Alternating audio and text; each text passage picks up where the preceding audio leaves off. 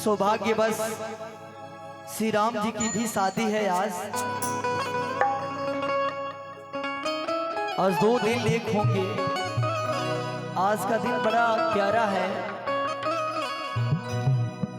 तो जैसा कि आदरणीय हमारे सुमन श्रीवास्तव जी का ये फरमाइश था,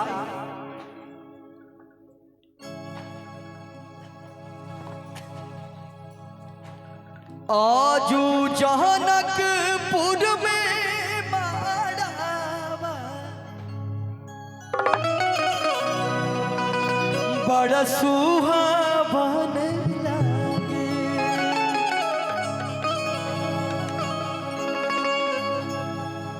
और स्वाति के चढ़े लहरा दिया और मन भावन